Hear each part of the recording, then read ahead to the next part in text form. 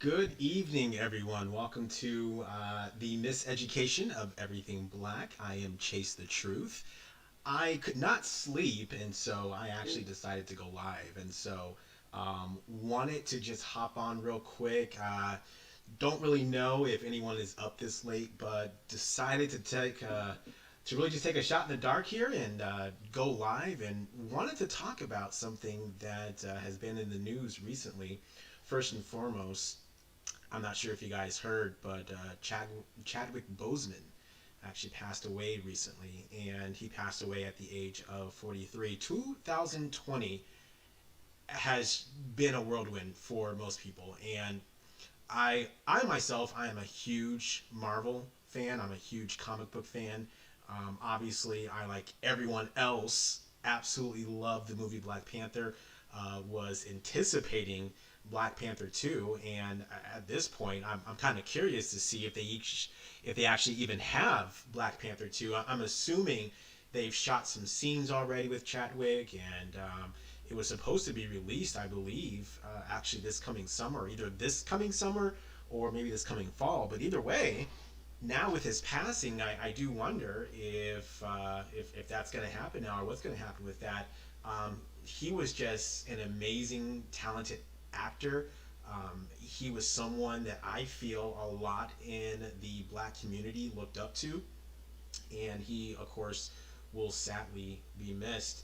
I looking at pictures of him, I did, I think a lot of people thought that he was sick or was ill, and it turns out, obviously, he was suffering from cancer, and he did a wonderful job of keeping it secret, of not talking about it with everyone. And I actually respect that. Reason being is because it allows us to remember Chadwick as he was, as the king, as, Wakanda forever. I mean, those are the memories we'll have of Chadwick. I think if he would have said, "Hey, I'm dealing with cancer," immediately people will just naturally, start feeling sorry for him, start thinking about, what he's going through or what he was going through at that time, versus just now how we are remembering how he was, and just obviously prayers for him and his family. I wanted to dig into the RNC. There has been quite a lot of coonery going on at the RNC. I'm sure you guys have been watching it. First, we have Herschel Walker.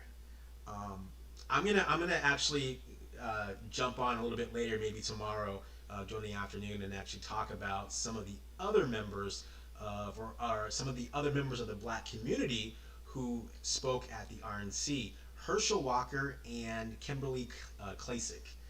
Those two I want to talk about specifically, and hopefully I'll jump on either, like I said, later tomorrow afternoon or tomorrow evening, because I definitely want to have a conversation about them. I can't even talk. I'm so excited. They just literally, my heart literally sank into my chest. Hearing Herschel Walker speak, I was disgusted. I was absolutely disgusted. I was ashamed. Um, I thought that maybe they had his family, like they had his family, they kidnapped him and they were holding them for ransom or something, because I just could not fathom why Herschel Walker was talking this way about a known racist. But like I said, we'll dig in that tomorrow. I wanted to actually talk about, surprise, surprise, I actually wanted to talk about Candace Owens. Now, if you guys follow me on social media, you know that I do not have the greatest impression of Candace Owens. I don't like her at all. I think she is a coon. I think she is a house slave, and I just have no respect for Candace Owens at all. I'll be honest, I was actually a little surprised when she didn't get the invite to speak at the RNC. Up until now, I actually didn't know that she wasn't invited. I know the last night of the RNC was the other evening, but it was just I was shocked and surprised that she wasn't anywhere to be found. Obviously, she has been the poster child for, black people to join the Republican Party by basically talking ill about her own people, her own race. Most notably, talking about George Floyd and bringing up his career history after he was murdered in broad daylight by four police officers. But this article I found, I'm guessing it's the Houston Chronicle, but it's the Houston Cron, and they actually talk about how Candace Owens wasn't invited to the RNC. So let me dig into the article just a little bit here. So it starts, of course, explaining here. Let's read. Candace Owens was not included on the list of people speaking at the Republican National Convention, and some people are quite happy about it. Owens, a black conservative, isn't a favorite in many circles. One of them being the black community. Surprise, surprise. Her social and political commentary has come under the fire multiple times, with heavy reporting that Owens has been an open supporter of President 45 and created Blexit, a movement to discourage black Americans from voting with the Democratic Party. She was more recently slammed for bringing up George Floyd's record after his death, and she also made claims that the National Right, or the NRA, started as a civil rights organization to protect African Americans from the KKK. Um, so let's start there, because that's actually a place where I just have to laugh. I really do. Um, so Candace Owens, of course, naturally, we all know that I feel personally that she hates herself. I think something has happened to her to where she has been traumatized and she hates looking into the mirror. I think she hates looking into the mirror. I think she hates what she sees, and she's lashing out and projecting that onto the rest of the African American community.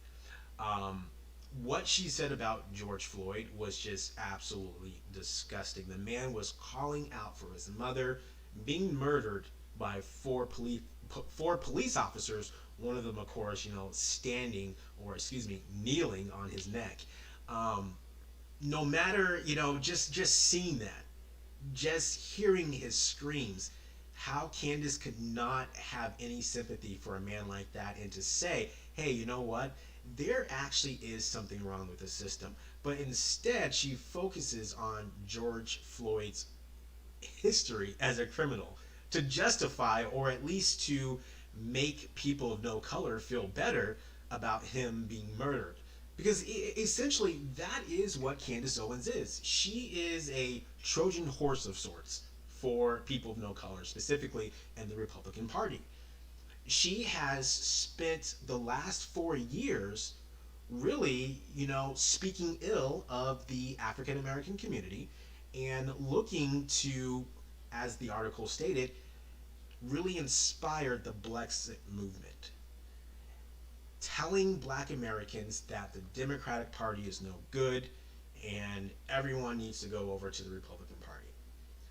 Um, that in itself, I feel, is just quirky. Because I'll be honest, I don't think anyone truly, really believes, and I'm speaking, of course, from the perspective of African Americans.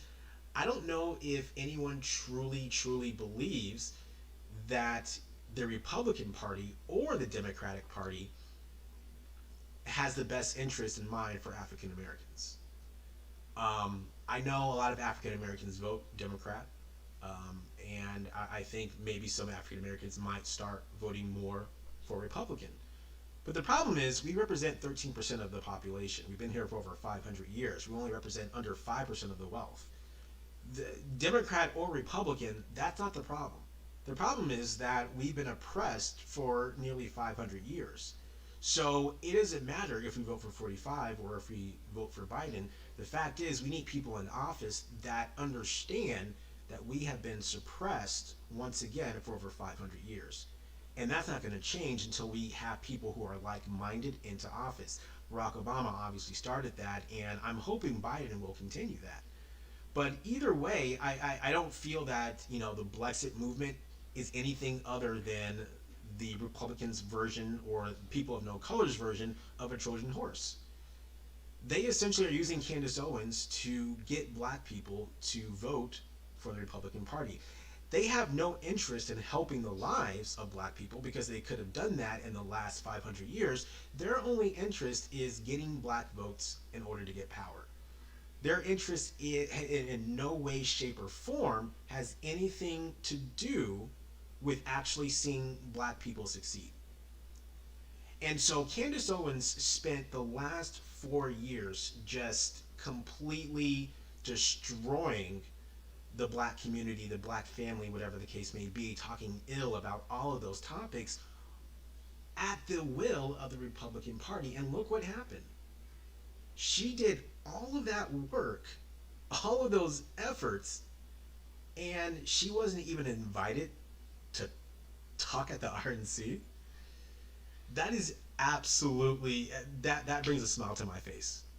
That right there is justice. That right there is karma.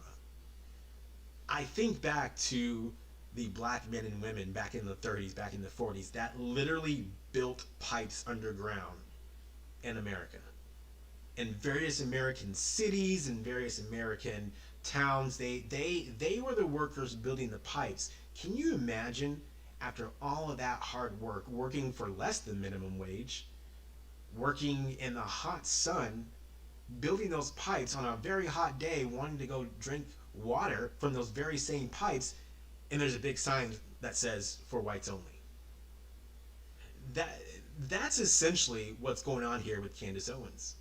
She spent all that time sowing that, sowing those seeds of discord in the black community, telling them, oh, the Democrats are no good, speaking ill of the black community. All the while, people of no color are just clapping their hands, egging her on, telling her that she's doing a great job. And lo and behold, on the biggest night of the RNC, Candace Owens isn't invited. See, she's been used, and now that they have no more use for her, there's no need for her to be invited or to talk. It's very telling. It really truly is, and I hope Candace Owens is, hopefully taking what is happening right now, looking back and going, you know what, this isn't right. But of course, I'm assuming because of who she is, she probably is not going to be doing that. So just moving on, the article just, obviously people within, social media have just been grinning ear to ear about this, myself included. Because really, I mean, of all people, it definitely should have been Candace Owens. You would think, with all the rhetoric that comes out of her mouth, you would think at the very least she would have maybe had like 5, 10 seconds to say something, but I mean, they didn't even give her that. Once again, that's very telling. It is very telling. Well, anyways, you guys, well, once again, thank you for joining me. I am Chase the Truth. This has been a little installment here of the miseducation of everything black. Like I said, couldn't sleep tonight, so wanted to hop on and talk about Candace Owens, get that off my chest. And now that I've done that, hopefully I can go lie down and have a good night's sleep. Tomorrow, like I said, we'll dig into Kimberly Klasick and Herschel Walker. I have some things to say about them, which, once again, I was just saddened to hear what Herschel Walker. I love football. I absolutely love football. I can't say necessarily that I followed his career. I was a little bit too young to really appreciate him as an athlete, but gosh, I'm glad I didn't because I would have liked him, and to hear what he said now, I mean, ugh. Once again, thank you for joining me here. I'm Chase the Truth. This has been the Miseducation of Everything Black. I'll see you guys tomorrow. Bye bye.